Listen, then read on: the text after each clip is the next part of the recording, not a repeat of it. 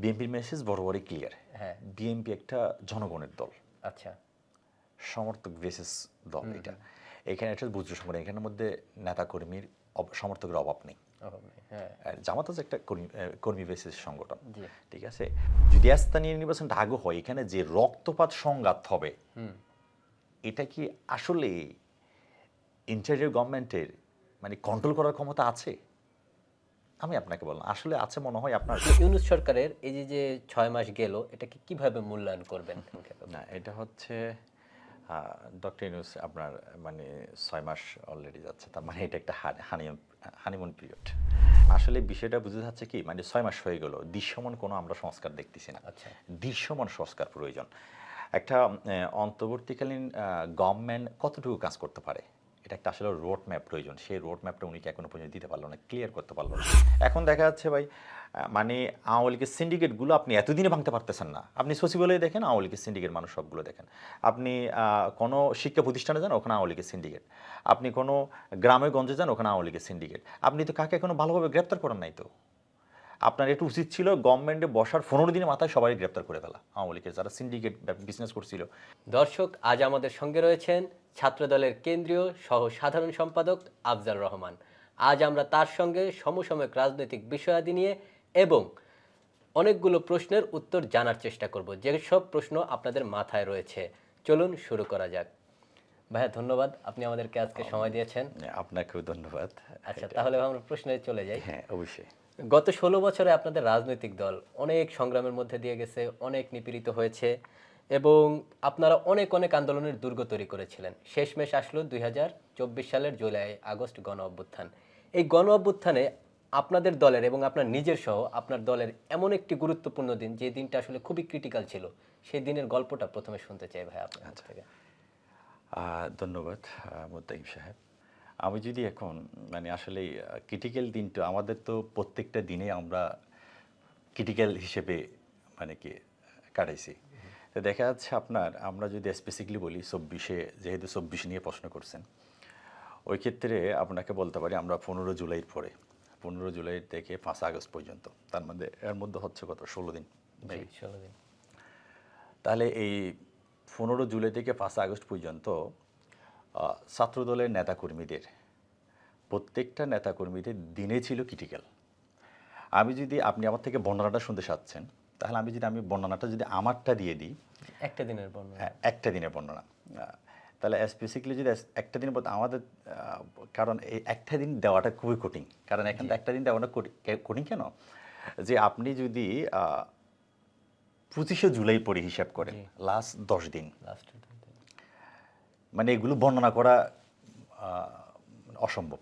হ্যাঁ, এই যে মানে বর্ণনা করা, কারণ আমি যদি লাস্ট ১০ দিনের কথা বলি, ১০ দিন তো ঘুমাতে পারি নাই। মানে আমি যেই বাসায় থাকতাম ওই বাসার মধ্যে আমারে মানে সমস্যা করা হয়েছে। যে বাসায় থাকতাম ওখানের মধ্যে ডিবি যেত, না হয় র্যাব যেত, না হয় গোয়েন্দা সংস্থার কেউ যেত।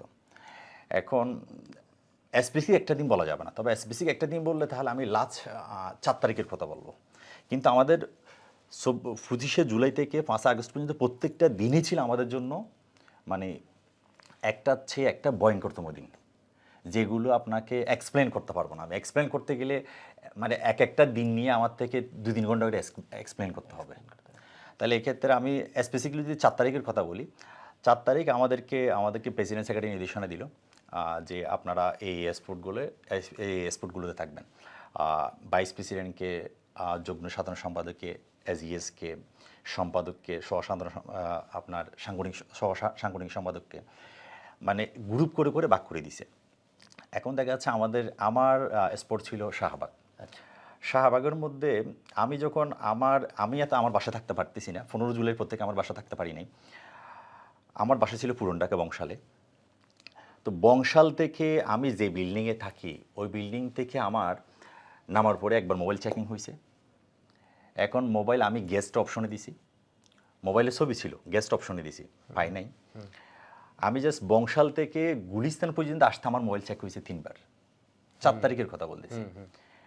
এখন কোনো রকম গুলিস্তানের ফ্লাইওভার পর্যন্ত আসলাম। ফ্লাইওভার দিয়ে কোনো রকম এদিকে যাওয়া যায় না, কারণ সামনে আওয়ামী লীগের অফিস, যাওয়া তো সম্ভব না সকালবেলা। আমি আমার যেগুলো ক্লোজ ছোটো ভাই একেবারে সবাই তো মানে প্রতিদিন তো অনেকগুলো ছোটো ভাই আসে বিভিন্ন জায়গা থেকে, সবগুলো একত্রিত হয়ে ঐক্যবদ্ধভাবে সবাই এক জায়গায় মুভ করে। তো এখন দেখা যাচ্ছে যেগুলো একেবারে ক্লোজ ছোটো ভাই যারা দেখা যাচ্ছে আসলেই মানে সমস্যা ফেস করবে না, সমস্যার সম্মুখীন হবে না, এরকম 5-6 জন ছোটো ভাইকে আমি বলছি আমি এই জায়গায় যাব, শাহবাগে যাব, যেহেতু আমাদের স্পটটা এই জায়গার মধ্যে। তো সবাই সবার মতো করে আসছে। আমি জাস্ট ফ্লেভার থেকে মানে রিক্সা ঘুরিয়ে, যেহেতু বাইক যাচ্ছে না, রিক্সা ঘুরে যেতে দিচ্ছে না, আমি আবার বাইকে উঠলাম। বাইকে উঠে আমি চাঙ্গারপোল পর্যন্ত আসছি, ওখানে মোবাইল চেক করেছি দুইবার আমার, মানে প্রত্যেকটা পয়েন্টে পয়েন্টে।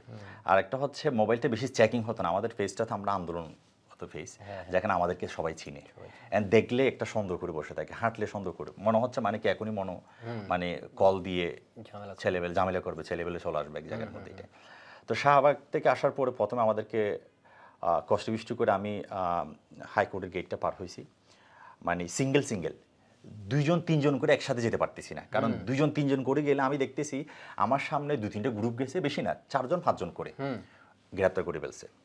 তখন তো আমাদের যেহেতু স্পটটা 4 তারিখের স্পটটা শাহবাগে ছিল, আবার একটা গ্রুপের স্পট ছিল আপনার চানকারপুর, আর একটা গ্রুপের স্পট ছিল কিসে এই আপনার ঢাকা মেডিকেলের সামনে, বহির্বিভাগের সামনে। তো এখন প্রত্যেকটা পয়েন্ট থেকে সবাই জড়ো হয়ে আসবে কোথায়? শাহবাগে। আবার এদিক থেকে সায়েন্স ল্যাবে ছিল, আবার কারো বাংলা মোড়রে ছিল, কারো আবার ফার্মগেট ছিল, আবার কারো এদিকে ছিল পুরানো পল্টন, আবার এদিকে ছিল কারো মহর্ষ ভবন। মানে চতুর্দিক থেকে এক একটা পয়েন্ট থেকে সবাই জড়ো হয়ে একটা পয়েন্টে আসবে কোথায়? শাহবাগে। শাহবাগে আমাদেরকে প্রথমে একটা ধাওয়া দিল, মানে ঢুকছি শাহবাগে, প্রথম দাওয়া দিয়ে আমরা ফিজির মধ্যে ঢুকলাম। ফিজির মধ্যে পুলিশ এবং বিজিবি, র্যাব এবং কিছু সেনাবাহিনী ছিল একটু দূরে, কিন্তু ওদেরকে অতটা মান্য করা হয়নি, মানে ওদের যে ডিক্লারেশন যে শুনবে বা ওদের অর্ডার যে শুনবে, এরকম পুলিশ এবং র্যাব এবং হচ্ছে বিজিবি ছিল খুব উত্তেজিতপূর্ণ।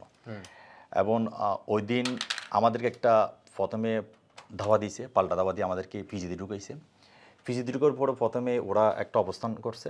এখন রাজনীতিক যারা, আমরা যারা পলিটিক্যাল ছেলে পোস্টের নেতা ছিলাম, যে আমাদের তো সবসময় একটু দায়িত্বটা একটু বেশি থাকে, কারণ আমরা একটা দীর্ঘদিন ধরে রাজনীতি করে আসতেছি, আমাদের যে এক্সপিরিয়েন্স অভিজ্ঞতা আছে। এখন যারা ছাত্র বৈষম্য, যারা নতুন, এরা তো ওই এক্সপিরিয়েন্সটা নেই, এটা আমরা বুঝতে পারছি, কারণ এদেরকে ধাওয়া দিলে এরা ভয় পাচ্ছে, এটা আমরা তো বুঝতে পারতেছি। তখন আমরা ফোনে যোগাযোগ করে আমরা আবার কি করলাম, কোনোরকম ঢুকছি।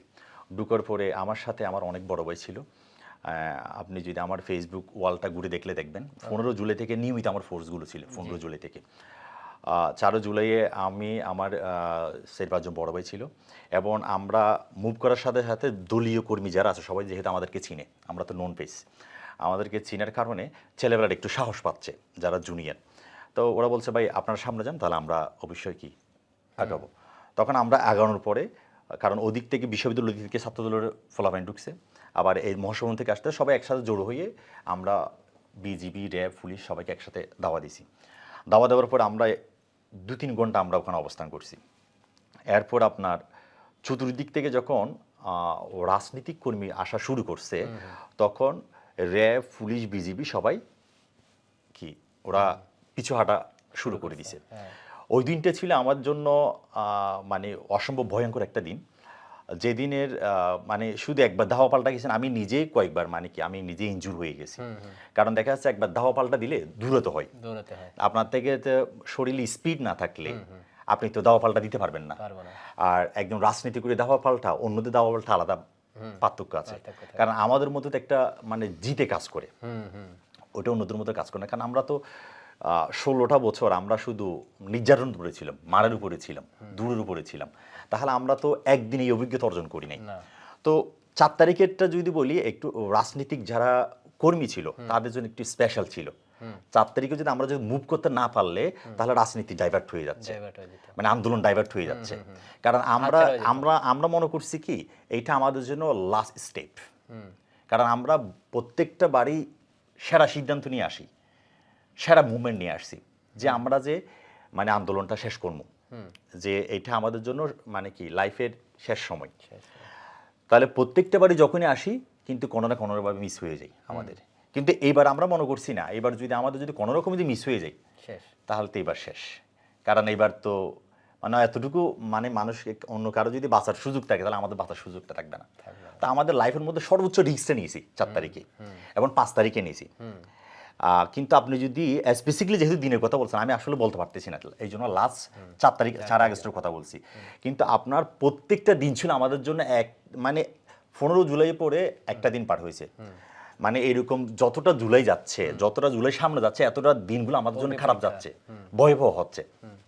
তখন আমরাই সিদ্ধান্ত নিয়েছি মানে এই জুলাই মধ্যে আন্দোলনটা আমরা শেষ করবো ইনশাল্লাহ।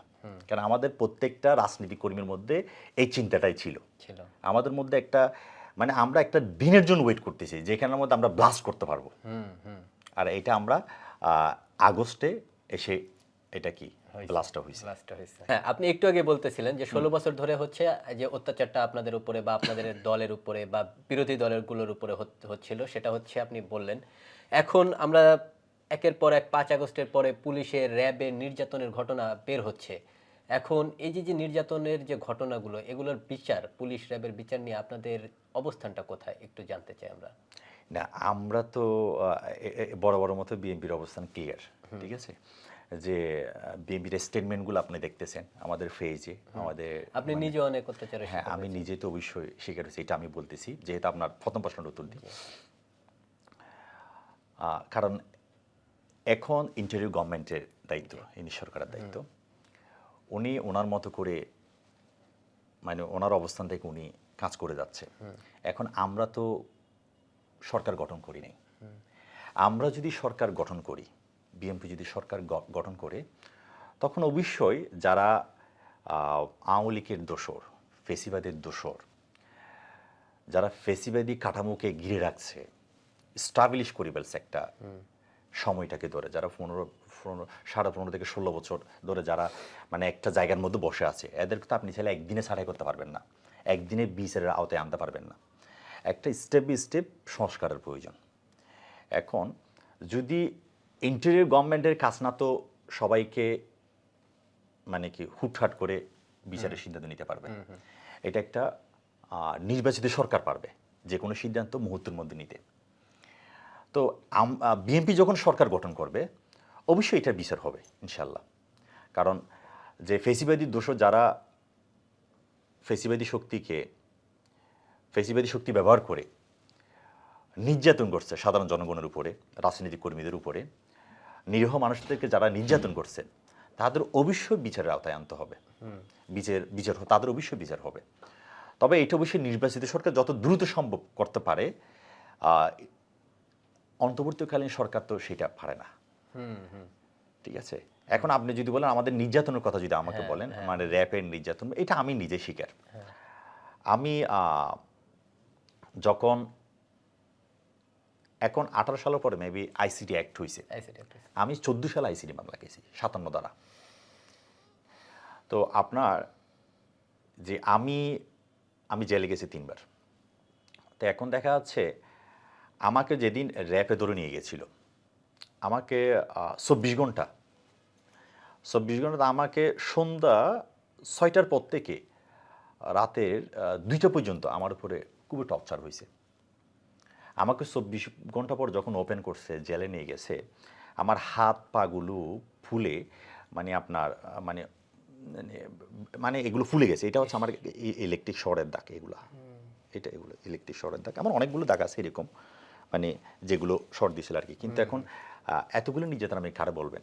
কারণ ফেসিবাদকে বললে, আপনি আইন শৃঙ্খলার বাহিনীকে বললে, জজকে বললে, কারণ ওরা তো ফেসিবাদ দ্বারা নিয়ন্ত্রিত সরকার, নিয়ন্ত্রিত এজেন্ট। মানে ওদের সামনে একটা কথা বলবেন, আপনি যেটাই বলেন ওইটাকে নেগেটিভভাবে বোঝান। আপনি একটা পজিটিভ বলছেন, পজিটিভলি নেগেটিভ করার দায়িত্ব ওদের। তো এখন দেখা যাচ্ছে এই কাঠামোতে একদিনে চেঞ্জ করা সম্ভব না। যারা শিকার না হয়েছে তাহলে এখন তো নির্যাতনের শিকার না হলে বুঝতে পারবেন না কি পরিমাণ নির্যাতন হয়, কোন স্টাইলে মারে। মানে আপনার ওদের মারার স্টাইলটা সম্পূর্ণ ভিন্ন। তো আমি নির্যাতন হয়েছে এটা আমি জানি, যে ওই দিন মোবাইলে 57 দ্বারা যখন মামলা হয়েছিল আমার, মানে 14 সালে, ওই দিন মোবাইলে আমার ভাই কল দিছে, আমার বন্ধু কল দিছে, এরা মামলাতে ঢুকে গেছে।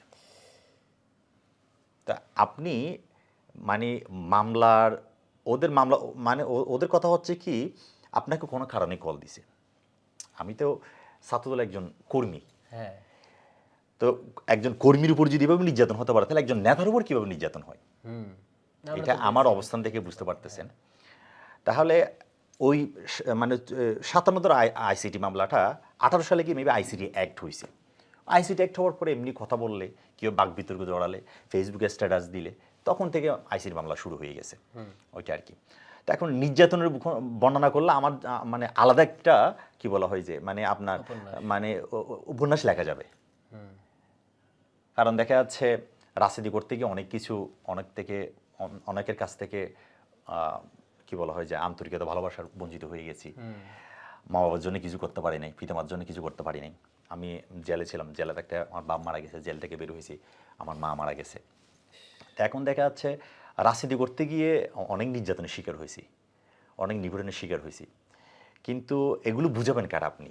আর বুঝলে আপনার বেনিফিট আসবে কিনা? আমার তো মনে হয় না কোনো বেনিফিট আসবে। এই জন্য আসলে যে মানে যেটা রেখে দিচ্ছি ওটা নিজের ভিতরে রেখে দিচ্ছি। আপনি বলছিলেন যে র্যাব ও পুলিশের নির্মম অত্যাচারের কথা। এটা আসলে সত্যি ফ্যাসিবাদ গত ১৬ বছরে যা করেছে এগুলো আসলে খুবই ট্রমাটিক এবং এগুলো ভোলার মতো না। এখন তারপর তো ৫ আগস্ট আসলো। ৫ আগস্টের পরে ইউনূস সরকার ক্ষমতায় বসলো এবং এরপরে ইউনূস সরকারের সঙ্গে বিএনপি এবং বা জাতীয়তাবাদ পার্টি শক্তিগুলোর যে হচ্ছে কেমিস্ট্রি সেগুলো নিয়ে অনেক কিছু বলার আছে। আলাদা আলাদা টক শো হবে প্রত্যেকটা ইস্যু নিয়ে। কিন্তু আমি আপনার কাছে সরাসরি জানতে চাই যে একজন ছাত্র দলের নেতা হিসেবে যে আপনি ইউনূস সরকারের এই যে ৬ মাস গেল এটাকে কিভাবে মূল্যায়ন করবেন? ইউনূস সরকারের এই ৬ মাস না, এবং এটাকে হচ্ছে তো এই যে ছাত্র সংগঠন যারা আছে কিংস পার্টি বলি বা ছাত্র সংগঠন সরকারের সঙ্গে যারা আছে তাদের সঙ্গে আপনাদের ঐক্যটা কিরকম বা ঐক্যে কোনো ঘাটতি রয়েছে কিনা এই মুহূর্তে না একটু যদি সংক্ষেপে না এটা হচ্ছে ডক্টর ইউনূস আপনার মানে ৬ মাস অলরেডি যাচ্ছে, তার মানে এটা একটা হানিমুন পিরিয়ড অলরেডি শেষ। কারণ অলরেডি তো এমনি মানুষ বলাবলি করতেছে, আমি না মানে রোড ঘাটে বাজারে এখন দেখা যাচ্ছে একটা উনি ভালো একটা সময় পাইছে, ভালো একটা সময় অলরেডি ক্রস করতেছে। এখন এর মধ্যে তো অনেকের অনেক রকম প্রশ্ন করতেছে, রিক্সাওয়ালা একরকম করতেছে, বাজারের মধ্যে গেলে আরেক রকম হচ্ছে, আপনার আবার বাসে উঠলে আরেক রকম শুনতেছি, মানে বিভিন্ন রকম শুনতেছি।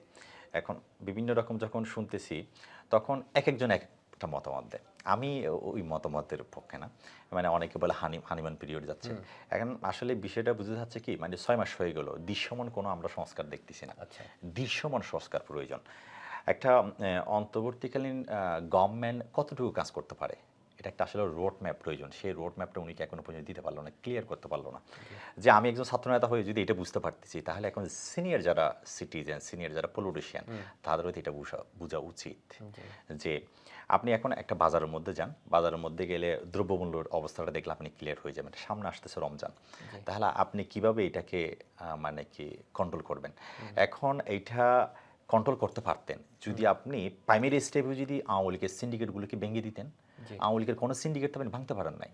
ওই শক্তি মানে মানে এটা কি এটা আমার কথা না, এটা আপনি নিজে যান, আপনি ১,০০০ টাকা নিয়ে যান অবশ্যই বাজারে। অবশ্যই ১,০০০ টাকা দিয়ে বাজার করা যায় না এখন? না এখন আপনি যায় মিনিমাম না। ২-৩,০০০ ৫,০০০ টাকা নিয়ে যান বাজার করতে গেলে, তখন বুঝতে পারবেন আপনার এই মানে কি বলা হয় যে থলেটা নিয়ে যাবেন ওইটা ফিল আপ হবে না। তো আপনি বাস উঠেন, বাস উঠলে এমনি কথা বলবেন, কথায় কথায় কোসামের কথা বলবে, ইন্দু সরকার কী করছে, ৬ মাস হয়ে যাচ্ছে। হ্যাঁ, অবশ্যই আমরা সরকারের সমালোচনা করতেছি না, আমরা সরকারের পক্ষে, আমরা সরকারকে ব্যর্থ হতে দিব না। আমরা রাজনীতি আমার নেতা যেহেতু যেখানে বলতেছে আমাদের দলীয় সিদ্ধান্ত যেখানে সরকারকে ব্যর্থ করা যাবে না, আমরা সরকারের পক্ষে। কিন্তু এখন আসলেই তো যৌক্তিক সমালোচনা করতে হবে। আপনি সমালোচনা করেন, যৌক্তিক সমালোচনা, তা আমরা যৌক্তিক আলোচনাগুলো করব, যৌক্তিক সমালোচনাগুলো করব। এখন দেখা যাচ্ছে ভাই মানে আওয়ামী লীগের সিন্ডিকেটগুলো আপনি এতদিনে ভাঙতে পারতেছেন না। আপনি সচিবালয়ে দেখেন আওয়ামী লীগের সিন্ডিকেট মানুষ সবগুলো দেখেন। আপনি কোনো শিক্ষা প্রতিষ্ঠানে যান ওখানে আওয়ামী লীগের সিন্ডিকেট। আপনি কোনো গ্রামে গঞ্জে যান ওখানে আওয়ামী লীগের সিন্ডিকেট। আপনি তো কাকে এখনো ভালোভাবে গ্রেপ্তার করেন নাই তো। আপনার একটু উচিত ছিল গভর্নমেন্টে বসার ১৫ দিনের মাথায় সবাই গ্রেপ্তার করে ফেলা। আওয়ামী লীগের যারা সিন্ডিকেট বিজনেস করছিল, যারা এই রাষ্ট্রকে একটা একনায়কতন্ত্র হিসেবে জিম্মি করে রাখছিল, মানে এটা প্রশাসনও হোক, এটা ব্যবসার ক্ষেত্রে হোক, এটা ব্যাংকের জগৎ হোক, কারণ এগুলো তো আপনার থেকে প্রথমে ভেঙে দেওয়া উচিত ছিল। জি গভর্নমেন্টে যদি উনি যদি প্রথমে যদি এই কাজটা করে ফেলতো তাহলে আজকে এত সমস্যা ফেস করতাম না। জি আপনি দেখেন একটার পর একটা ঘটনা সৃষ্টি, কোনো কিছু কন্ট্রোল করা যাচ্ছে? না আপনি বাংলাদেশের মধ্যে কোনো কন্ট্রোলনেস আছে? এখনো মনে হয় যে কোনো কিছু মানে কি মিডিয়া যদি ভাইরাল না হলে এটা বিচারও হচ্ছে না। হ্যাঁ মিডিয়া ভাইরাল হলে বিচার হবে, মিডিয়া ভাইরাল না হলে বিচার হবে না ভাই। এটা কি? কারণ মানে গণতান্ত্রিক অধিকার সবারই আছে। যে ফেসিস্ট তাকে তো ফেসিস্টে বলতে হবে ভাই। হ্যাঁ যে ফেসিস্ট আচরণ করছে, ফেসিস্টকে ব্যবহার করে ক্ষমতা অপব্যবহার করছে এবং সাধারণ মানুষকে নির্যাতন করছে এবং পুরো বিজনেস ব্যবসায়িক সিন্ডিকেটটা এককভাবে দখল করে রাখছে। তারা তো এখনই আছে, এখন চেয়ার চেঞ্জ হয় নাই তো। মানুষ কয়েকটা উপদেষ্টা থেকে শুরু করে মানে সামনে আসছে মাত্র, কিন্তু ভিতরের জগৎটা একই রয়ে গেছে। তা আপনি তো ভাই দৃশ্যমান কোনো রোড ম্যাপও দিচ্ছেন না, দৃশ্যমান কোনো আলোচনা করতেছেন না, দৃশ্যমান কোনো সংস্কারও দেখতেছি না আমরা। আমরা চাই এটা হ্যাঁ, অবশ্যই এখানে আর একটা প্রশ্ন থাকতে পারে, এটা হচ্ছে কেমন নির্বাচিত সরকার যেভাবে সিদ্ধান্ত নিতে পারে, জি অনির্বাচিত সরকার সেভাবে সিদ্ধান্ত নিতে পারে না। পারে না। এই জন্য নির্বাচনটা যত দ্রুত হবে, বাংলাদেশের সমস্যা যেভাবে যে হারে সৃষ্টি হচ্ছে, যে হারে বাড়তেছে, যেভাবে মানে হাতের নাগাল বাড়িয়ে চলে যাচ্ছে, তাহলে এটা দ্রুত সম্ভব হবে। আদারওয়াইজ আমি এরকম কোনো কিছু দেখতেছি না, কারণ দৃশ্যমান কোনো সংস্কার, একটা রোড ম্যাপ প্রয়োজন। মানে আমি মানে এতদিনের মধ্যে এটা করব, ঠিক আছে, এটা হবে, মানে আপনার ইন্টেরিয়র গভর্নমেন্টের কাজ না তো আপনার প্রত্যেকটা কাজে সংস্কার করা, কারণ এটা পারে না, উনি নির্বাচিত সরকার না। হ্যাঁ, নির্বাচিত সরকার প্রত্যেকটা কাজে হাত দিতে পারে, এটা আমার অপিনিয়নটা আমি বলছি, ঠিক আছে। তা এখন আপনি বাজারের মধ্যে যান, আপনি কোনো ব্যবসার মধ্যে যান, এখানে প্রত্যেকটা সিন্ডিকেট মানে আছে, আপনি সোসি বলে যান, প্রত্যেকটা আগের মতো বহল আছে, এগুলি কিছু এখনো নড়াচড়া হয়নি, চেঞ্জ পরিবর্তন হয়নি। আওয়ামী লীগের গুলো আছে, আওয়ামী লীগের ফেসিসগুলো দোষরগুলোই আছে, সেই জন্য এত বাজার অস্থিরতা। এক্স্যাক্টলি। আচ্ছা আচ্ছা। আর ওই যে কিংস পার্টি, জাতীয় নাগরিক কমিটি, যে কিংস পার্টি বলেন, নাগরিক কমিটি বলেন, বৈষম্য বলেন, আমরা যৌক্তিক সমালোচনাগুলো করতেছি। আমরা এখানে কাউকে মানে ইন্ডিভিজুয়ালি মানে লেগে যাবে বিষয়টা এরকম না, আমরা এটা চাই না। কারণ ছাত্রদল বিশ্বাস করে, মানে গণতান্ত্রিক চিন্তাভাবনা বিশ্বাস করে ছাত্রদল। ছাত্রদলের চিন্তাভাবনা সবসময় ব্রড মাইন্ডের, যে আমরা মানে কাউকে ব্যক্তিকেন্দ্রিক না, আমরা হ্যাঁ আপনি এটা করতেছেন, আমরা যৌক্তিক সমালোচনাগুলো করব। আমি এখন দেখেছে তাদের মানে ওরা আমাদের অবশ্যই ম্যাক্সিমাম আমাদের ছোট ভাই, তো এখন দেখা যাচ্ছে যে এরা হয়তো বা রাজনীতিভাবে অতটা ম্যাচিউর না, হয়ে যাবে ম্যাচিউর, আস্তে আস্তে হয়ে যাবে, ঠিক আছে, এটা আর কি। ওকে, ঠিক আছে, সুন্দরভাবে বললেন ভাইয়া। এখন যেটা বললেন আসলে যে যৌক্তিক সমালোচনার মধ্যে থাকতে হবে, আর মূলত ছাত্র দল তো হচ্ছে দীর্ঘ তাদের ইতিহাস এবং তারা হচ্ছে অনেক ডাইনামিক পলিটিক্স করছে এবং করে যাচ্ছে, কিন্তু এই যে ছাত্র রাজনীতি নিয়ে দেখা গেল যে সম্প্রতি কুয়েটে একটা ঘটনা ঘটে গেল, এটা নিয়ে পুরো দেশ একদম খুবই উত্তপ্ত অবস্থায় আছে। আপনার কি টেকটা আপনারা জানতে চাই কুয়েট নিয়ে, যে এখানে আসলে দায় কার, বা দায় কি আসলে দেয়া যায় কিনা কাউকে? না আসলে এখানে হচ্ছে দেখেন মানে ছাত্রদল বরাবরের মতো বিশ্বাস করে গণতান্ত্রিক চিন্তাভাবনা, গণতান্ত্রিক চর্চাকে বিশ্বাস করে। আমরা কোনো গোপন রাজনীতি বা এটা আমরা বিশ্বাসী না, যে আমাদের হাইড কোনো পলিটিক্স মানে হাইড করে চলবো, কোনো কিছু গোপন করে চলবো, ছাত্রদের এটা বিশ্বাস করে। আমরা গণতান্ত্রিক চর্চা করতেছি, আমরা আমাদের কোনো কুয়েটের মধ্যে কোনো কমিটি নেই, মেবি এটা আপনি জানেন বা আপনি চার্জ করলে বুঝতে পারবেন যে কুয়েটে কোনো কমিটি নেই, ঠিক আছে। বৈষম্যর একটা কমিটি আছে, মেবি ৭৪ সামথিং এরকম হতে পারে, ৭৪ সদস্য। তো আপনার দেখা যাচ্ছে আমাদের মানে কি ছাত্রদলের সিদ্ধান্ত হচ্ছে আমরা ছাত্রছাত্রীদের মানে স্টুডেন্টদের মনোভাবের উপর নির্ভর করবে আসলে কেমন বাংলাদেশ চাই, ঠিক আছে, স্টুডেন্টরা বলবে, ছাত্ররাই বলবে। এবং ওনারা যদি রাজনীতিতে আসতে ইচ্ছুক তাহলে রাজনীতি করবে। এখন একটা গ্রুপ রাজনীতি করবে, আরেকটা গ্রুপ রাজনীতি করবে না, এটা তো গণতান্ত্রিক চিন্তাভাবনা হতে পারে না, ঠিক আছে। আমরা বৈষম্যহীন একটা সমাজ, জুলাই আগস্টের মূল স্ক্রিপ্টটা কি, বৈষম্যহীন সমাজ চাই।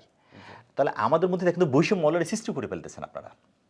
আমার কথা হচ্ছে মানে ওনারা তো এখানে কোনো কমিটি নেই রে ভাই, এখানে তো কোনো ফিক্সড কোনো নেতা নেই, তো আমরা একটা ফর্ম বিতরণ করব। ফর্ম বিতরণটা এখানে আমার কিছু নেই, এখানে তো মানে কি আপনার যদি ছাত্র শিবিরের যদি কমিটি থাকতে পারে, বা বৈষম্য যদি কমিটি দেখতে পারে, তাহলে ছাত্রদল থাকলে সমস্যা কোথায় ভাই? সময় হতে এবং একটু ফর্মই তো তারা মানে একটা ফর্ম কিনবে, এখানে যে কমিটি কখন দিবে এটাই তো কোনো নিশ্চয়তা না। নিশ্চয়। ফর্ম সংগ্রহ করে যদি এখন যদি ওরা যদি মনে করে রাজনীতি করা প্রয়োজন তাহলে করবে, না হয় করবে না। এখানে তো কাউকে ফোর্স করা হচ্ছে না। এখানে তো আপনি কুয়েটের ঘটনা যদি আজকে যদি গণতান্ত্রিক চিন্তা ভাবনা আমরা করলে তাহলে এই ঘটনাটা হতো না। হতো না। আপনি ওখানে সিসি ক্যামেরা আছে, সিসি ফুটেজ আছে, এখানে আমাদের দল থেকে স্পষ্ট নির্দেশনা ওকে। যে যারা এটার সাথে জড়িত তাদের অবশ্যই এখানে বিচারের আওতায় আনতে হবে। যে এটা আমার দল হোক, এটা অন্য কেউ হোক, বিচারের আওতায় আনুক। আনো। কারণ আমরা এখানে যে অরাজকতা করবে, যে এখানে মানে সমস্যা সৃষ্টির কারণ হবে, তাকে অবশ্যই বিচারের আওতায় আনতে হবে। কিন্তু এখানের মধ্যে তো আমরা একটা ফর্ম দিব, ফর্ম দেওয়া সংগ্রহ করতে আসছে। সেটাই। ছাত্রদলের এগুলো সমর্থক, এগুলো কোনো কি বলা হয় যেগুলো নেতাও না বা- কর্মী, এটা বলা যায় না, সমর্থক ভাই। যে আপনি দেখা যাচ্ছে আপনি ওই হিসাবে আসলে ছাত্রদলকে পছন্দ করেন, শিক্ষার্থী একদম। তাই দেখে আপনি কি ছাত্রদলের কর্মী হয়ে গেলেন? না না না। কর্মী তো আলাদা জিনিস, সমর্থক আলাদা জিনিস। মানে সাপোর্ট দিতে পারেন না, আমি এটা পছন্দ করি, এটা বিষয়টা ভিন্ন। তাহলে এখন একটা সমর্থকরা ফর্ম সংগ্রহ করতেছে, তাহলে এর মধ্যে যদি গণতান্ত্রিক চিন্তা ভাবনা থাকলে, গণতান্ত্রিক চর্চা থাকলে, তাহলে কুয়েটের মধ্যে এই ঘটনাটা ঘটতো না। ঘটতো না। কিন্তু তারপরে আমরা যারা এই ঘটনাটা মানে অপ্রীতিকর ঘটনাটা ঘটাইছে এবং যেই বা যারা জড়িত থাক না কেন, তাদের অবশ্যই বিচারে আনতে হ্যাঁ, হবে। ফুটেজ তো আছে। ফুটেজ তো আছে, আমরা আমাদের কথা ক্লিয়ার, ফুটেজ আছে, ফুটেজ দেখে সিদ্ধান্ত নিন আপনারা, কোনো সমস্যা নেই আমাদের। সেটাই। এবং একজন তো হচ্ছে ইয়া হইলো, বহিষ্কার হইলো। হ্যাঁ, বহিষ্কার এটা হচ্ছে মেবি যুব দলের, এটা হচ্ছে ক্যাম্পাস বিতরণের বাইরে। এটা না, আমাদের দল মানে স্পষ্ট নির্দেশনা ভাই। এখানের মধ্যে দেখা যাচ্ছে আপনার কেউ অপরাধ করবে যে পার পেয়ে যাবে, এই বাংলাদেশে এখন আর নেই। ঠিক আছে। উত্তর পাওয়া গেল কুয়েট নিয়ে আপনার মুখ থেকে, ধন্যবাদ। এখন ভাইয়া হচ্ছে আপনি আগেই উঠিয়েছেন প্রশ্নটা, সেটা হচ্ছে যে হানিমুন পিরিয়ড গিয়েছে গত 6 মাস। তো সেটাই ইউনূস সরকারের প্রথম 6 মাসের যে হানিমুন পিরিয়ড, সেই হানিমুন পিরিয়ডে প্রথম প্রশ্নটা সবার মাথাতে আসতো যে সংস্কার আগে নাকি নির্বাচন আগে। এখন 6 মাস পরে সেটা চেঞ্জ হয়ে গিয়েছে, স্থানীয় সরকার নির্বাচন আগে নাকি জাতীয় নির্বাচন আগে। এখন আপনি বলেন, আপনারা ছাত্রদল কোনটা আগে চান এবং কেন? সুন্দর প্রশ্ন করছেন আপনি। যে এখানের মধ্যে দেখেন স্থানীয় নির্বাচন আপনি করতে যান বা করতে চাচ্ছেন, বা মানে একটা অংশ চাচ্ছে, জি। সবাই বলা যাবে না, একটা অংশ চাচ্ছে। বিএনপির মেসেজ ক্লিয়ার যে আমরা জাতীয় নির্বাচন আগে চাই।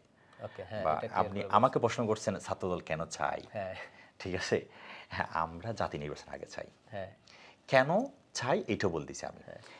স্থানীয় নির্বাচনের মধ্যে আপনি কারা নিয়ে নির্বাচন দিবেন? আপনি ফেসিসদের নিয়ে? তো এখন তো ভাই আপনি 4,500 মতো ইউনিয়ন আছে মেবি সামথিং, বা এরকম হতে পারে মেবি, আমার ভুল না হলে মেবি এটাই, যে প্রত্যেকটা ইউনিয়ন যদি আপনি হিসাব করেন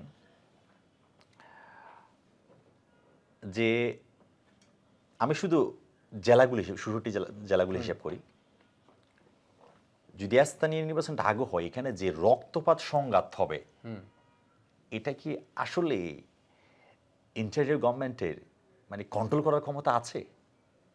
আমি আপনাকে বললাম আসলে আছে, মনে হয় আপনার দেশের পরিস্থিতি না, অনুযায়ী। এটা তো আসলে যে গতকাল মানে আছে। আমার তো মনে হয় না ভাই, নাই, আমার এটা মনে হয় গতকাল না স্বীকার আসলে, করেছে হ্যাঁ, আসিফ মোহাম্মদ শরীফ। মানে এটা সম্ভব না। কারণ আরেকটা দেখেন, স্থানীয় ইলেকশনের মধ্যে আওয়ামী লীগ ইলেকশন করতে চাইবে তো, আপনি যদি নিষিদ্ধ করেন না তাদেরকে। না, ধরাও তো জানে সব টেবিলকে। মানে এখন তো প্রত্যেকটা চেয়ারম্যান আছে, আপনি ওদেরকে গ্রেপ্তার করছেন? না, গ্রেপ্তার হয়নি। ওদেরকে অ্যারেস্ট করছেন? ওরা তো ফেসিস্ট শাসিত, ওরা তো ফেসিস্ট দ্বারাই তো মানে চেয়ারম্যান হয়েছে। কারণ তো নির্বাচিত কোনো চেয়ারম্যান হয় নাই, ভোট দিয়ে তো কোনো চেয়ারম্যান হয় নাই, এগুলো ওটু সিলেক্টেড চেয়ারম্যান হয়েছে। তো ওরা কি আবার নির্বাচন করবে না? তাহলে আপনি যদি বিচারের আওতায় আনতেন, আপনি যদি ওনাদেরকে গ্রেপ্তার করতেন, তাহলে এরা নির্বাচন করতে পারতো না। এখন আপনি ওদেরকে কন্ট্রোল করতে পারতেছেন না তো, তাহলে এতগুলি ইউনিয়ন আপনি কেমনি কন্ট্রোল করবেন? তাহলে এখন দেখেন যে আবার এখানে যে রক্তপাতের একটা সম্ভাবনাময় আছে, এই রক্তপাত মানে প্রশাসনের যে অবস্থা আমি দেখতেছি বা সার্বিক পরিস্থিতি যা বোঝা যাচ্ছে, প্রশাসন মনে হয় না মানে কন্ট্রোল করার ক্ষমতা তাদের আছে। কারণ প্রশাসন তো আপনি ভালোভাবে এখনো সংস্কার করলেন না। শুধু কাপড় প্রশাসনের মধ্যে মানে শুধু হয়তো কয়েকটা ফেস পরিবর্তন হয়েছে, আর প্রত্যেকটাই মানে কি আওয়ামী লীগের আমলে সিলেক্টেড পারসন। তাহলে যারা আওয়ামী লীগের আমলে সিলেক্টেড পার্সন ভাই তাদেরকে দিয়ে আপনি কিভাবে কাজ করাবেন আপনি? অথবা 2008 এর আগে যারা ছিল তারা একটু মানে অদলবদল হয়েছে। হয় নাই তো, আপনি 16 বছর 15.5 বছর আওয়ামী লীগ ক্ষমতায় ছিল, হ্যাঁ, সবকিছুই। তাহলে তিনটা নির্বাচন কোনো নির্বাচনও হয় নাই, কেউ ভোটও দিতে পারে নাই। তাহলে আর এখানের মধ্যে যারা ওদের নির্বাচিত ব্যক্তিকে প্রশাসনে সিলেক্টেড করছে তারা কি আপনার কথা শুনবে মনে হয়? চান্স খুবই কম। তারা তো অন্যদের দ্বারা উপকৃত হয়েছে। তাহলে তো ভাই এটা বুঝতে হবে, স্থানীয় নির্বাচন কোনোভাবেই সম্ভব না। এখন জাতীয় নির্বাচন কেন?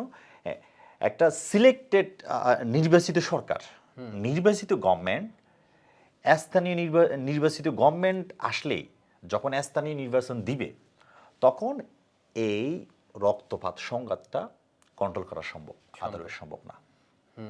এই জন্য আমরা জাতীয় নির্বাচনটা আগে চাচ্ছি। হ্যাঁ, জাতীয় কারণ জাতীয় নির্বাচনটা অসম্ভব গুরুত্বপূর্ণ। শুধুমাত্র বিএনপির জন্য গুরুত্বপূর্ণ, আমরা গণতান্ত্রিক ধারা বজায় রাখার জন্য জাতীয় নির্বাচন অসম্ভব গুরুত্বপূর্ণ। জি, বিরাজমান পরিস্থিতিতে আপনি জাতীয় নির্বাচনের কথা বলছেন, এদিকে জামাতের আমির বলতেছে যে বিরাজমান পরিস্থিতিতে যদি জাতীয় নির্বাচন আগে হয় তাহলে তা কোনোভাবেই সুষ্ঠু হবে না।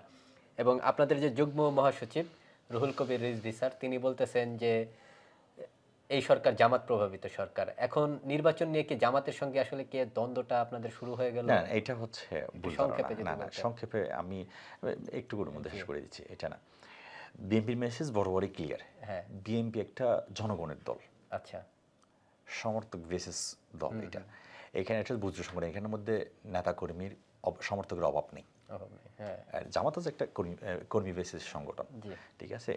তা এখানে বিএনপি সবসময় জনগণের চিন্তা করে। জনগণ আসলে কি চায়, জি, জনগণের মেন্টালিটি কেমন, জি, জনগণের চিন্তাধারা কেমন, ওরা আসলে কি চাচ্ছে, হ্যাঁ, বিএনপি সবসময় এটাকে রিপ্রেজেন্ট করে। রিপ্রেজেন্ট করে। হ্যাঁ, যেমন আপনি এই গতকালকে দেখছিলেন মেবি তিস্তার, হ্যাঁ, জাগো বা হ্যাঁ জাগো ভাই, হ্যাঁ প্রোগ্রাম দিল, তাহলে এটা কি এটা তো খুব কিসের জন্য? প্রশংসিত হয়েছে। হ্যাঁ, এটা কি আমরা কি গভর্নমেন্ট আছি ভাই? না, বিএনপি কি সরকার আছে? তাহলে আমরা কাজটা কেন করছি? আমরা জনগণের জন্য করছি। জনগণের জন্য, হ্যাঁ। এখনো কোন দল চ্যালেঞ্জ করে বলতে পারবে যে ভারত বিরোধী কোনো প্রোগ্রাম করছে? বিএনপি ভারত বিরোধী প্রোগ্রাম দিছে। প্রোগ্রাম দিছে। আপনার থেকে এটা বুঝতে হবে, বিএনপি সবসময় জনগণের কথা চিন্তা করে। রাইট। এখন অন্য সংগঠন বলতে পারে এটা তাদের গণতান্ত্রিক অধিকার, গণতান্ত্রিক চর্চা। হ্যাঁ, আমরা কোনো কিছুতে হস্তক্ষেপ করি না, আমরা জাস্ট যুক্তিক সমালোচনাগুলো করি।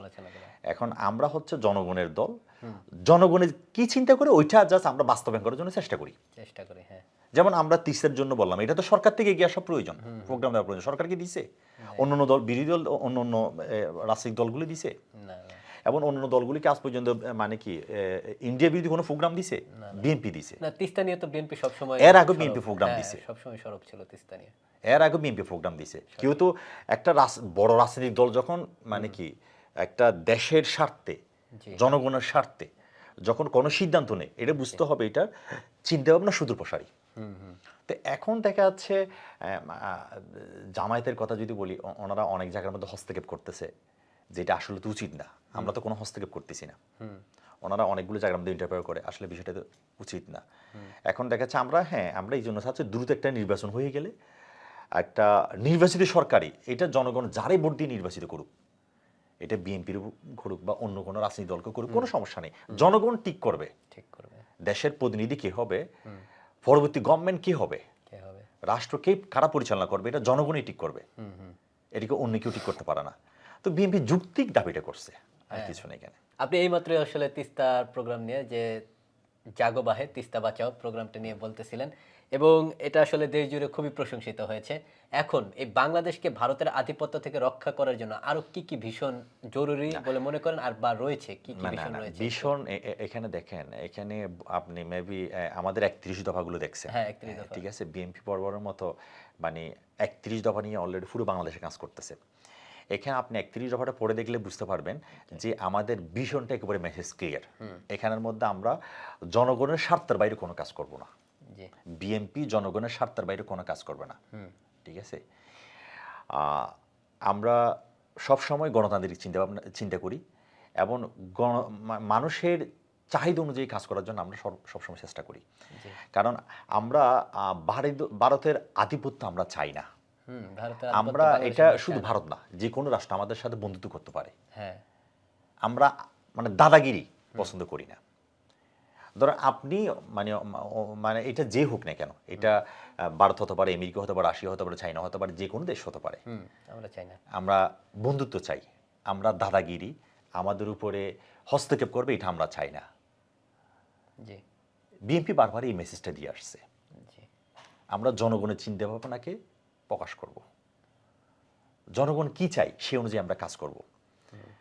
কারণ এই জন্য আমাদের তিস্তার মানে তিস্তার উপরে দেখুন চেয়ারম্যান অলরেডি, বারপথের চেয়ারম্যান অলরেডি বলছে, ভাই অলরেডি বলছে যে আমাদের যদি আমরা জনগণকে সাথে নিয়ে আমরা এটার প্রতিবাদ, যদি না হয় আমরা জাতিসংঘ যাব। জাতিসংঘে যাব। হ্যাঁ, তাহলে তো আমাদের তো মেসেজ ক্লিয়ার, আমাদের ভিশন তো ভীষণ ক্লিয়ার। ক্লিয়ার। যদি আপনার যদি ফ্রি টাইম থাকে আমি আপনাকে রিকোয়েস্ট করব আমাদের 31 দফাটা একটু পড়ে দেখবেন। জি, আপনাদের 31 দফা আমার পড়া আছে। 31 দফার কথা যেহেতু আসলোই, আমি একটু বলতে চাই, সেটা হচ্ছে যে 31 দফা নিয়ে হচ্ছে তারেক রহমানের অনেক দারুণ দারুণ বিষয়ের কথা আমাদের রেগুলারলি বলে যায়। রেগুলারলি বলে যাচ্ছে হ্যাঁ, এবং বলে যায়। ওঠে অনুযায়ী আমাদেরকে মাঠের মধ্যে মাঠের মধ্যে। এবং প্রতিটা অঞ্চলের মধ্যে, প্রতিটা ইউনিয়নের মধ্যে, থানার মধ্যে, জেলার মধ্যে, হ্যাঁ। প্রতিটা মানুষের কাছে হ্যাঁ, ঘরে ঘরে যাচ্ছে আমাদের মেসেজগুলো। হ্যাঁ। কারণ আমরা বুঝাতে চাচ্ছি, জি, ঠিক আছে, 31 দফাটা আপনাদের বাইরে না, বাইরে না, বাইরে ঠিক না। আছে। তো 31 দফার মধ্যে একটা দফা আমার খুবই পছন্দ হয়েছে, সেটা হচ্ছে উৎপাদনের বাংলাদেশ, মানে উৎপাদনকে বাড়ানোর যে অবশ্যই উৎপাদনমুখী, শুনেন এটা হচ্ছে আমাদের মানে কি শহীদ রাষ্ট্রপতি জিয়া রহমানে করেছে। মানে মানে উনি তো বহুদলীয় গণতন্ত্র প্রবক্তা। এখন দেখা যাচ্ছে উনি অলরেডি এটা উৎপাদনমুখী বাংলাদেশ করার জন্য আজকে যে একটা শিল্প বিপ্লব হয়েছে আমাদের, জি, এটা কোনো রাজনৈতিক দল ক্রেডিট নিতে পারবে না। পারবে না। এটা কিন্তু মানে কি বাংলাদেশের ইতিহাসের ওই তৈরিটা করেছেন শহীদ প্রেসিডেন্ট জিয়াউর রহমান, রাষ্ট্রপতি জিয়া রহমান।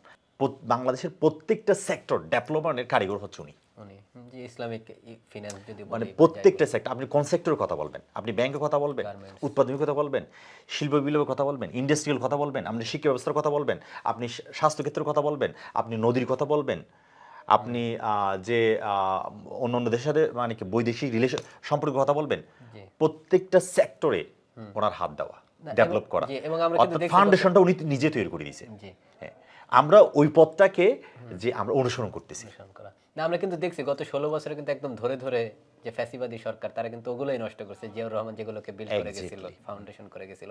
তো আমার প্রশ্ন যেটা ছিল যে তারেক রহমানের এই যে ভিশন, এই ভিশনের সঙ্গে আপনাদের মানে তৃণমূলের নেতা কর্মীরা কতটুকু হচ্ছে রিলেট করতে পারতেছে বা কতটুকু গ্রহণ করতে পারছে বলে মনে হয়? দেখেন ভাই, আপনি একটা সিদ্ধান্ত দিয়েছেন, হুট করে এটা বাস্তবায়ন হয় না।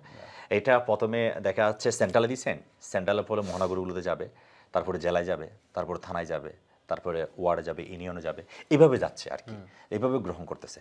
এখন কই, এখন বাংলাদেশের মানুষ তো, আমি একটা রিপোর্টে দেখলাম, গতকালকে মেবি একটা রিপোর্টে দেখলাম, বায়ার প্রত্যেকটা মেসেজ মানে একেবারে রোড লেভেলের মানুষ থেকে শুরু করে মানে জনসাধারণ যেগুলো রাজনীতির বাইরে, জি, জি, প্রায় আপনার 94% সামথিং মানুষ এটার মেসেজ, আমার এরকম একটা রিপোর্ট দেখছিলাম আমার চোখে পড়ছে, আমি যদি চেক করে দেখবো, যদি আপনি দেখতে পারেন এটা আর কি। ঠিক আছে। তো এটা আপনি বলছেন, কিন্তু আবার পাশাপাশি হচ্ছে আমরা দেখতে পাচ্ছি বিভিন্ন টেম্পো স্ট্যান্ড, অভিযোগ রয়েছে টেম্পো স্ট্যান্ড, বাস স্ট্যান্ড থেকে চাঁদাবাজির অভিযোগ। না না এবং সেজন্য আপনাদেরকে টেম্পো স্ট্যান্ড পার্টিও বলার চেষ্টা করে। না না, এটা হচ্ছে আসলে দেখেন মানে এটা নিয়ে মূল্যায়ন বা না, মতামত? যাই হোক আপনি প্রশ্ন করেছেন, এই প্রশ্নের জন্য আপনাকে ধন্যবাদ। যে আসলে এখানে দেখেন মানে যেহেতু এটা বৃহৎ একটা রাজনৈতিক দল, ওকে, এখানের মধ্যে আপনার যারা ফোস্টেড মানে ফোস্ট ফর দিবে হোল্ড করে এরকম যারা মানে মানে কর্মী থেকে শুরু করে, থানা থেকে ওয়ার্ড থেকে শুরু করে, আসলে এখানে মানে এরকম লঘুওয়ালা কোনো ব্যক্তি এখানে কোনো মানে সান্দাবাজি অঙ্গ যেগুলো কি মানে করতেছে না। এখানে হচ্ছে কি অতি উৎসাহিত কিছু মানুষ আছে যেগুলো বিএনপির নাম ভাঙাইয়ে কাজ করতেছে, আচ্ছা, মানে লাস্টটা দায়ভারটা বিএনপির আসতেছে, কিন্তু আসলে ওরা বিএনপির কেউ না। আচ্ছা ভাই, আপনি বহিষ্কার করবেন, কারা বহিষ্কার করবেন? একটা ফোস্টের নেতা হবে না বহিষ্কার করার জন্য? অবশ্যই লাগবে তা তো। হবে না? হ্যাঁ, তাহলে যারা অন্যায় করতেছে তাদেরকে তো বহিষ্কার করতেছে, এবং যারা চাঁদাবাজি করতেছে জি, ওদেরকে তো আপনি চিনেন না, ওরা আমাদের দলের কেউ না, এটা বিএনপির কেউ না, অঙ্গ সংগঠনের কেউ না। এখন দেখা যাচ্ছে আওয়ামী লীগের আমলে যারা চাঁদাবাজি করছে তারা কি এখনো চাঁদাবাজি করতেছে? এটা অন্য কোনো রাজনৈতিক দলের মানে অন্য সহযোগিতা নিয়ে চাঁদাবাজি করতেছে। জি, এটা এখন মানে কি কোনো কিছু হলে বিএনপির নাম ভাঙাই, আরে ভাই বিএনপির নাম কেন ভাঙাতে হবে? আপনি তো বিএনপির কেউ না। বহিষ্কার করার জন্য একটা পোস্ট পদবি থাকতে হবে, এখন যদি পরিচয় দেয়, এখন মানে 15-16 বছর রাজনীতি করছে আওয়ামী লীগের, এখন পরিচয় দিচ্ছে আমি বিএনপি করি, তাহলে কি বিএনপি হয়ে গেল? না না। আশা করি আমার প্রশ্নটা আপনি বুঝতে পারছেন। জি জি জি, হ্যাঁ, বুঝতে পারছি। কিন্তু এখন হচ্ছে যেটা সবচেয়ে সিরিয়াস প্রশ্ন, সেটা হচ্ছে যে আওয়ামী লীগের বিচার বা ফ্যাসিবাদের যেসব পুলিশ, বা পুলিশ না মানে যেসব মন্ত্রীরা তারা হচ্ছে, বা নেতারা যারা হচ্ছে সরাসরি নির্দেশ দিয়েছে, তাদের বিচার খুবই দেখা যাচ্ছে যে স্লো হচ্ছে। এখন তাদের বিচারের জন্য কি আসলে আরেকটা গণজমায়েতের দরকার আছে, যেটা তারা আসলে করেছিল না মানে শাহবাগ? মানে কি হইলে তাদের বিচারটা আসলে না, করা যাবে? মানে মানে thank নির্বাচন you। হলে তো হবে। এখন ধর নির্বাচনের বিএনপি আসলো জাতীয় সরকারে, এবং তখনও দেখা গেছে যে খুব দ্রুত হচ্ছে না, তখন কি আসলে গণজমায়েত বা এই বিচারের জন্য বারবার গণজমায়েত হয়, এটাকে আপনি কিভাবে দেখেন? না আমি এভাবে যদি এখানে প্রশ্ন করি। ধন্যবাদ আপনাকে প্রশ্ন করার জন্য। যে এখানে দেখেন মানে আপনাকে আমি মনে হয় একটু আগে বলছিলাম জি 2-3টা প্রশ্নের জি আগে জি জি বলছিলেন। যে বিচারটা হ্যাঁ। বিএনপি কিন্তু স্টেটমেন্ট দিয়ে দিয়েছে জি মানে নিষিদ্ধ করার জন্য আওয়ামী লীগকে, জি জি ঠিক আছে? জি। মানে আপনার বিচারের দাবি বিএনপি প্রথমে তুলছে। হ্যাঁ। বিএনপি কিন্তু যে এই সরকার গঠন হওয়ার আগে মানে এই দাবি তুলছিল আওয়ামী লীগের বিচার হবে। তো আওয়ামী লীগের বিচার মানে অলরেডি একটা গ্রুপ মানে নিজস্ব প্রপাগান্ডা চালিয়ে বলছে মানে কি বিএনপি চাচ্ছে না বিদে হ্যাঁ আমরা নিষিদ্ধ করতে। হ্যাঁ, সরকারের একটা গ্রুপ মানে বলছিল। সরকারের একটা গ্রুপ একটা হ্যাঁ, অংশ অংশ অলরেডি বলছে। বলছে যে মানে বিএনপির জন্য আমরা নিষিদ্ধ করতে পারতেছি না, বিএনপির জন্য আমরা বিচার করতে পারতেছি না, মানে সব কাজে যেন বিএনপি তাদের বাধা। বিএনপিতে স্টেটমেন্ট দিছে, হুম। বিএনপি দেখবে টপ লেভেলের নেতা থেকে স্টেটমেন্ট দিছে, স্টেটমেন্ট দিছে। তাহলে স্টেটমেন্ট দেওয়ার পরও কেন আপনারা না, সম্ভবত তারা একটা গণজমায়েত চাচ্ছে না না গণজগৎকে না তাদের যদি গণজগৎ তারা তো প্রত্যেকটা বা মানে কর্মসূচি চাচ্ছে। মানে এখন তো তারাই তো মনে হচ্ছে মানে কি আওয়ামী লীগ দ্বারা আচ্ছা মানে নিয়ন্ত্রিত, আমার থেকে এখন এইটা মনে হয়। আচ্ছা। কারণ সব কিছুতে বিএনপি, বিএনপি কি এখানে বিএনপি গভর্নমেন্ট নাকি? বিএনপি এখানে সরকার না তো। আচ্ছা, আপনি বললেন। বিএনপি সিদ্ধান্ত বিএনপি দিয়ে দিয়েছে, এখন আপনাদের সিদ্ধান্ত আপনারা নেন, এখন আমরা দেখি সেটা বাস্তবতা আমরা দেখি। আমরা দেখি।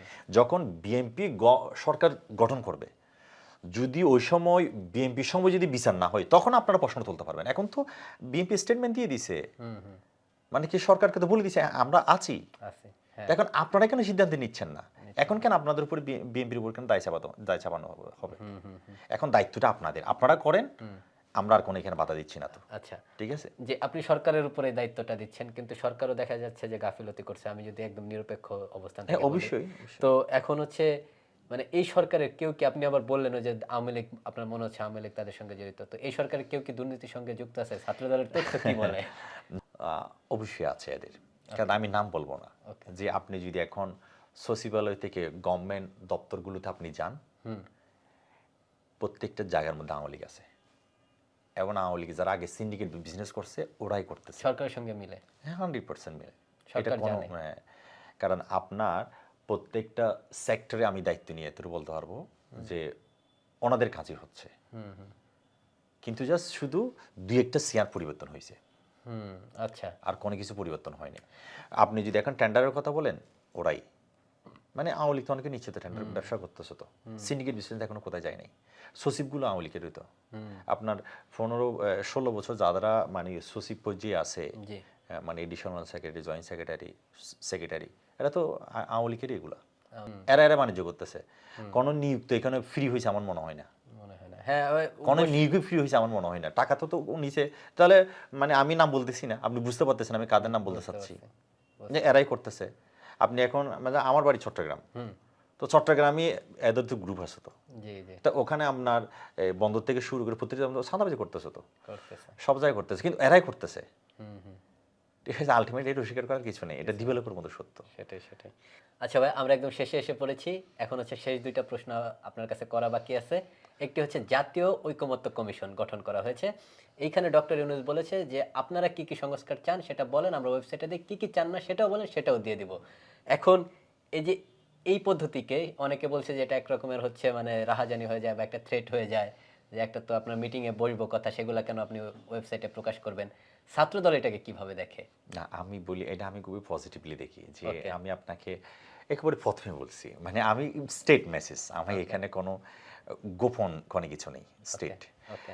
যে এখানে বিএনপি বরাবরই জনগণের কথা চিন্তা করে সিদ্ধান্ত নেয়। বিএনপি কখনো একক সিদ্ধান্ত না, জনগণ কি চাচ্ছে এটার উপরে ভিত্তি করে বিএনপি সিদ্ধান্তগুলো নেয়। আপনি বিএনপির প্রত্যেকটা স্টেটমেন্ট দেখবেন জনগণের বাইরে কোনো সিদ্ধান্ত ওরা নিতে চায় না। এই জন্য বিএনপিকে জনগণের দল বলা হয়, হ্যাঁ মানে অন্য কোনো কারণ না। এখন দেখা যাচ্ছে ইন্টেরিয়র গভর্নমেন্ট অনেক কিছু বললে ওনার এটা ব্যক্তিগত বিষয়, মানে উনি দিতে পারে, ওয়েবসাইট দিলে সমস্যা কি, বিএনপি অন্য কোনো কিছু বলছে, বিএনপি নির্বাচন চাইতে পারে, এটা ওয়েবসাইট দিলে কি না দিলে কি, আচ্ছা ঠিক এটা আছে? আপনার কোনো না না, ওয়েবসাইটে দেখ সমস্যা কি, বিএনপি নির্বাচন চাচ্ছে, নির্বাচন চাচ্ছে? কারণ আপনারা কোনো রোড ম্যাপ দিচ্ছেন না তো, আপনারা কোনো, যে আপনাদের এতটা মাস গেল জি সংস্কার করতে কি এত মাস লাগে? 2 মাসে যথেষ্ট, 3 মাসে যথেষ্ট, 2-3 মাস 6 মাস আপনি পাইছেন। 6 মাসের পর আমরা দৃশ্যমান কোনো সংস্কার দেখি নাই, দৃশ্যমান কোনো বিচার দেখতেছি না। আওয়ামী লীগ তো চলাফেরা করতেছে, ঘুরে ফিরে করতেছে। আওয়ামী লীগকে তো আপনারাই তো দেশের বাইরে পাঠাই দিয়েছেন, যে অনেকে তো মানে কি এটার সাথে হ্যাঁ, ওই যে জড়িত, 626 জন ক্যান্টনমেন্ট কেন ক্যান্টনমেন্টে ছিল, ক্যান্টনমেন্ট তো আপনারা তো এগুলো, আপনারা কি জানেন না এগুলা? এটা কি আমরা রাজনীতি কর্মীরা জানবো? এটা কি বিএনপি জানার কথা? বিএনপি কি গভর্নমেন্ট আছে, বিএনপি এইসব দায়িত্ব নিবে? আপনার গভর্নমেন্ট আছেন, আপনাদের দায়িত্ব নিতে হবে, কারণ আপনাদের চিন্তা করতে হবে আসলে কিভাবে করতে হবে এটা। জি কারণ আপনার দৃশ্যমান কোনো বিচার করেন নাই, দৃশ্যমান কাউকে গ্রেপ্তার করেন নাই, দৃশ্যমান কোনো এখনো মানে বড় কোনো অপারেশনে দেখিনি। অপারেশনও নেই। শেষ হচ্ছে ডেভিল হান্ট নিয়ে যদি আপনি একটু বলতেন। হ্যাঁ, ডেভিল হান্টের বিষয়টা হচ্ছে, হ্যাঁ মানে এই উদ্যোগটা আরো আগে নেওয়া প্রয়োজন ছিল। জি। এটা আমার মতে, এটা এটা তো আমাকে প্রশ্ন করছেন আপনি। এটা অবশ্যই অনেক আগে নেওয়া প্রয়োজন ছিল, কিন্তু এই ডেভিল হান্ট আসলে সঠিকভাবে হচ্ছে না। এমন আওয়ামী লীগের মানে অনেকেই মামলার আসামি হয়েছে, মানে অনেকে দুর্নীতি করছে, অনেকে এককভাবে সিন্ডিকেটের বিজনেস করছে, ব্যবসা করছে, কিন্তু এইটার এখনো পর্যন্ত কোনো দৃশ্যমান আমরা অতিরিক্ত কোনো গ্রেপ্তার দেখতেছি না। মানে এখন যদি আপনার প্রত্যেকটা জেলা, উপজেলা, থানার মধ্যে যদি আপনার অপারেশনটা করা হয়, তাহলে আমার মনে হয় দেশের পরিস্থিতি স্বাভাবিকভাবে আসবে। আচ্ছা তো এইটার জন্য মানে সিদ্ধান্তটা আর যদিও বা শেষের দিকে নিছে, তারপরও সাধুবাদ জানাই, কিন্তু এটা প্রপারলি হওয়া প্রয়োজন। এখনো পর্যন্ত প্রপারলি হচ্ছে না ডেভিল হান্টার অপারেশনটা।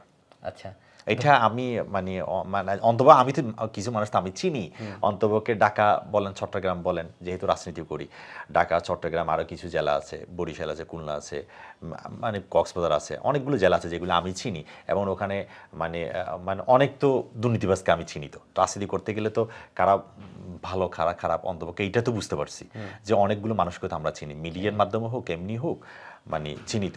এখন ওইভাবে দৃশ্যমান কোনো গ্রেপ্তার হয় নাই, দৃশ্যমান গ্রেপ্তারটা আরও আগে হওয়া প্রয়োজন, এবং যেহেতু এখন শুরু হয়েছে এটা যেন আরো স্ট্রংলি গ্রেপ্তারটা করে, বুঝতে পারছেন?